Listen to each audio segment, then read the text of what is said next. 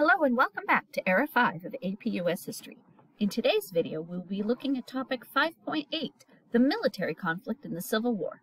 In the last video, we looked at the election of Abraham Lincoln and the secession of the southern states, and this video is going to primarily focus on the various factors that contributed to the Union victory in the Civil War. Yes, that's a spoiler, but I really hope you remembered that from your last American history course. There's quite a bit to cover, so let's get to it. From the beginning, it wasn't a foregone conclusion that the Union, which is to say the northern states, would win the war. Both sides had their advantages and disadvantages. The North had many advantages. Nearly 21 million people lived in 23 northern states, plus there were all the territories. That population would supply not only the men to fight the war, but also the supporting populace that grew food, manufactured supplies, and delivered it all. Speaking of manufacturing, the North had an enormous industrial advantage. In 1860, the North manufactured 97% of the country's firearms, 96% of its railroad locomotives, 94% of its cloth, 93% of its pig iron, and over 90% of its boots and shoes. The North had twice the density of railroads per square mile. It also had a tremendous amount of money in banks, giving it access to capital to increase production. On the other hand, the South claimed just 9 million people, including 3.5 million slaves, in 11 Confederate states. Despite the North's greater population, however, the South had an army almost equal in size during the first year of the war. At the beginning of the war, the Confederacy had only 1/9 of the industrial capacity of the Union, and there was not even one rifle works in the entire South. Another major limitation was that all of the principal ingredients of gunpowder were imported. Since the North controlled the Navy, the seas were in the hands of the Union. A blockade could suffocate the South. Still, the Confederacy was not without resources and willpower. The South could produce the food it needed, though transporting it to soldiers and civilians could be a major problem. The South also had a great nucleus of trained officers. 7 of the 8 military colleges in the country were in the southern states, and the most recent war the U.S. had been involved in, the Mexican War, had been fought starting along the southern border. So many Southerners had participated in that military effort. The South also proved to be very resourceful. By the end of the war, it had established armories and foundries in several states. They built huge gunpowder mills and melted down thousands of church and plantation bells for bronze to build cannon. In addition, Southerners were more likely to be familiar with firearms and even possess their own, much more so than their northern counterparts. And this was especially true for middle-class and poor Northerners who were city dwellers. They would not only have to be taught how to use the weapons in warfare, but taught how to use the weapons in the first place. The South's greatest strength actually lay in the fact that it was fighting a defensive war in its own territory. Familiar with the landscape, Southerners could harass the Northern invaders. Despite Lincoln's hopefulness, the South actually had an advantage if it was a short war. The longer the war, the greater the likelihood that the industrial strength of the North and the impact of a blockade would lead to a Union victory.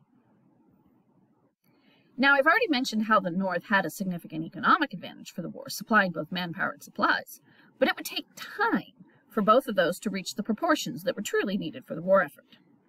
The South was dependent on foreign trade, primarily with Britain, for much of their supplies, and Britain was hesitant to side with the Confederacy if this was a war about slavery, since Britain had already abolished both the slave trade and slavery itself throughout its empire, roughly 30 years earlier.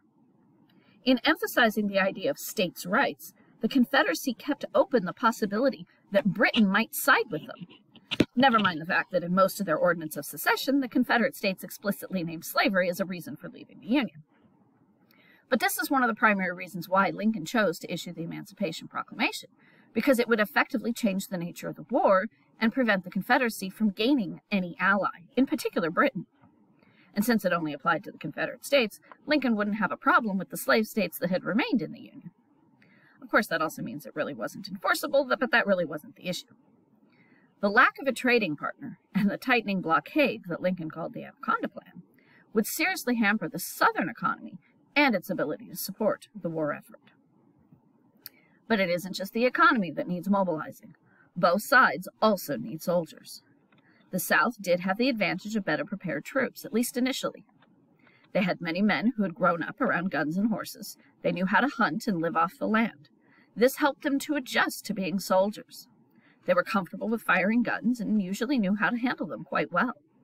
Many of the best military leaders were also from the southern states, though there were some good ones from the northern states. But during the war, Lincoln had trouble finding generals, at least at first, who could match the skill of those that the South had at the beginning. Robert E. Lee actually had a little bit of a difficult time trying to decide which side to fight for, because Lincoln had originally asked him to command the Union Army. But Lee was from Virginia, and when Virginia seceded, he had chose his home state over the Union, and eventually became the commander of the Confederate Army in the southern states. Another major military advantage for the South would be the defensive war. The men in the Union Army would be invading a part of the country that they simply were not familiar with. They would not be defending their own homes like the Army of the South. It would be harder to supply the Union troops as they got further and further away from home. And that long distance would actually make it easier for Southern troops to stop supplies from getting to the Union Army. Southern soldiers also faced attacks from Southern sympathizers, like those that had occurred on soldiers arriving in Baltimore from Massachusetts in the early days of the war. Lincoln had originally requested 75,000 volunteers to serve for 3 months to put down the rebellion in the aftermath of the attack on Fort Sumter. But after the devastating loss by the Union at the First Battle of Bull Run, called the First Battle of Manassas by the Southerners, Congress approved an expansion of the Army to 500,000 men and enlistments of 3 years. At first, the numbers needed were met mostly by patriotic Northerners, abolitionists, as well as immigrants looking for work. But as more and more men were needed, the Union had to resort to monetary bonuses, and eventually a draft. As the daily hardships of war, disease, delay in pay, war weariness, the lack of confidence in commanders, and the discouragement of defeats lowered the morale of the Union Army, there was an increase in desertions. This led to first authorizing the states to draft people for their militias, who were then taken over by the Union Army, and then eventually a general draft for the Union Army itself. In some cities, especially New York, the draft led to riots where working-class men, overwhelmingly Irish Americans, resented that the wealthy could pay $300 to hire a substitute to fight in their place, something working-class laborers, who generally only made $1 to $2 a day, could not afford. The leadership on both sides during the war were of similar backgrounds. Many had attended the military academy at West Point, including both Robert E. Lee and Ulysses S. Grant, who rose to become the most important commanders of the Confederate and Union armies, respectively. Lee's military expertise was recognized well before the war began, having been offered the command of the Union Army in the early days of the war. But he resigned his commission in the U.S. Army to pledge his allegiance to the Confederacy when his home state of Virginia seceded from the Union. Grant earned his reputation as a leader by commanding troops in the western region, working his way up from military aide to major general, before being appointed to lieutenant general and commanding all Union forces. That rank was something that had previously only been held by George Washington. Other leaders also had extensive experience, both in warfare and in training.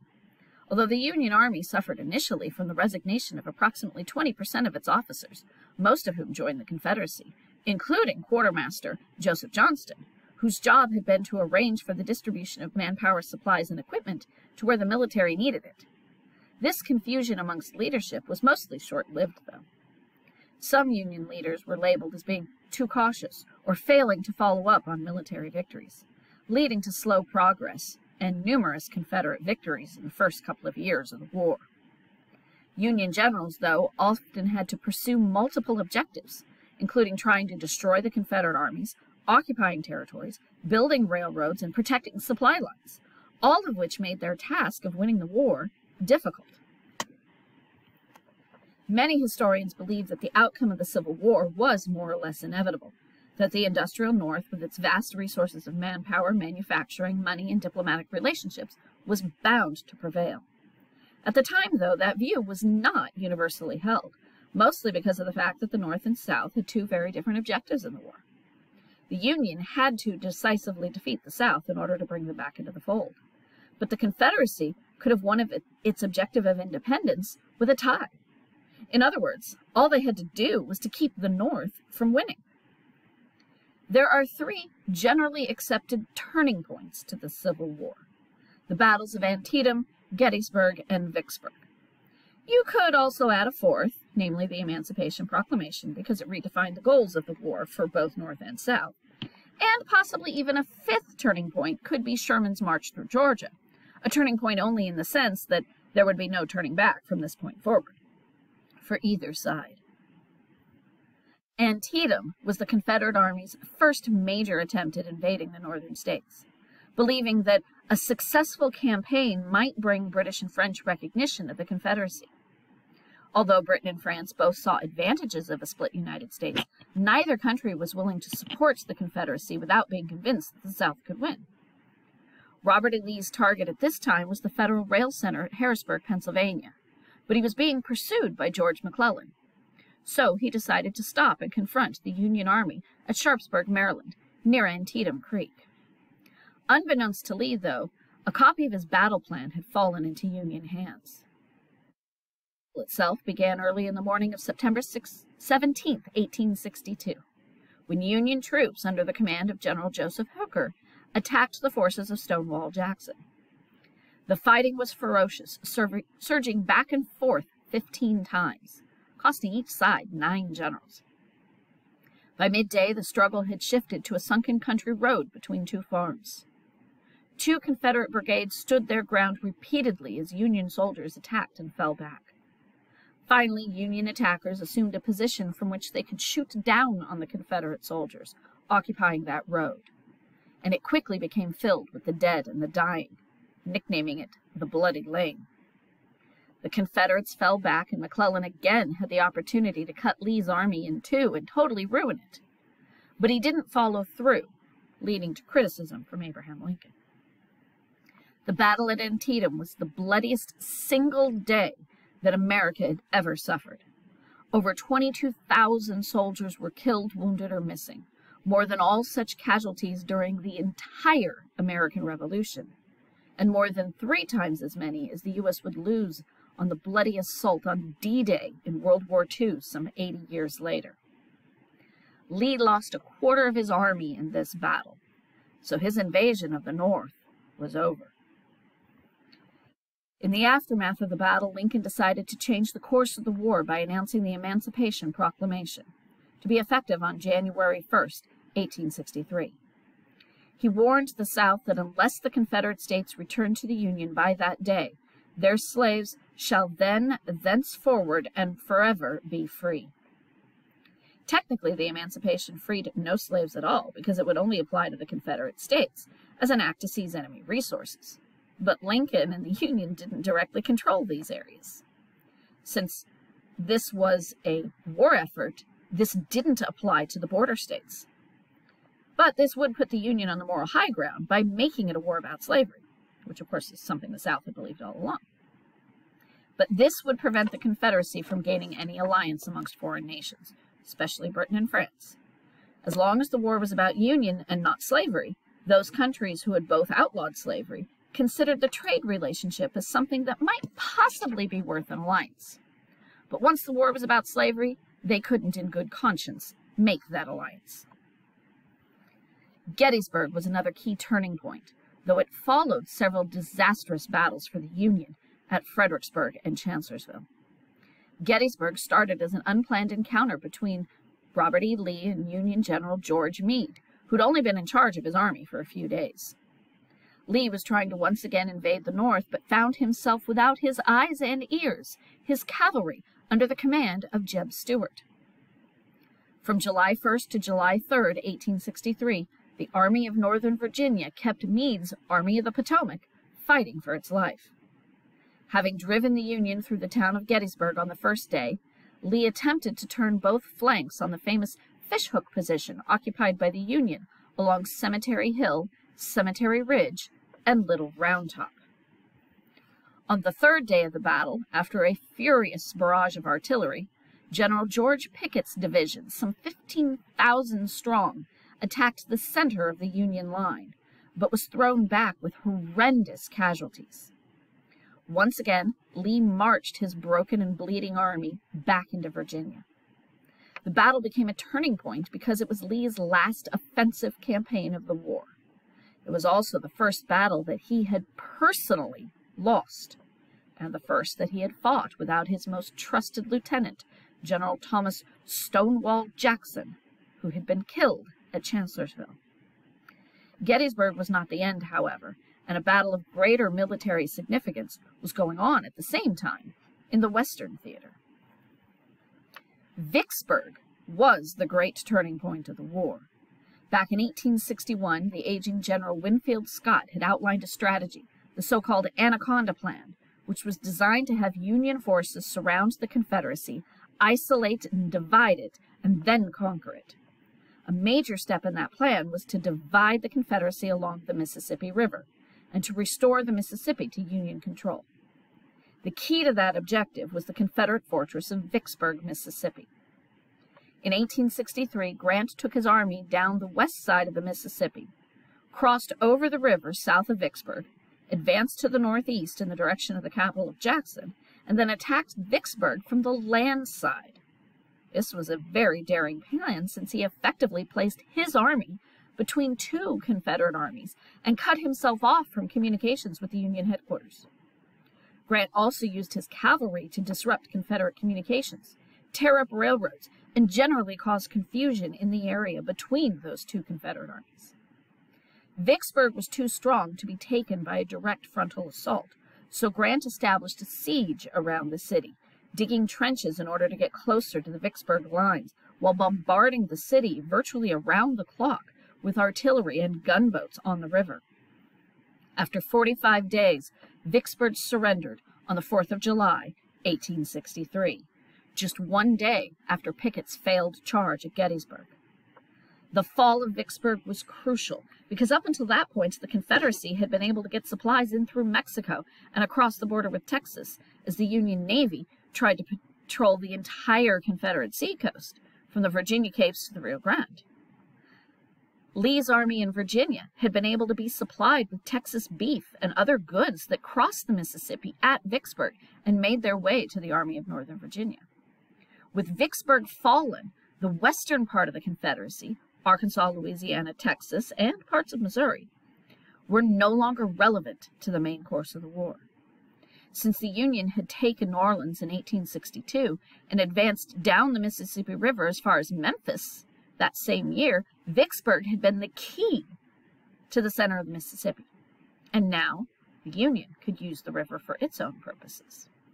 Since blockading the Texas coast was no longer important, the Union was able to tighten the blockade from New Orleans around to Virginia by shifting those ships over, making it even more difficult for the blockade runners to slip through the cracks with weapons and supplies for the South.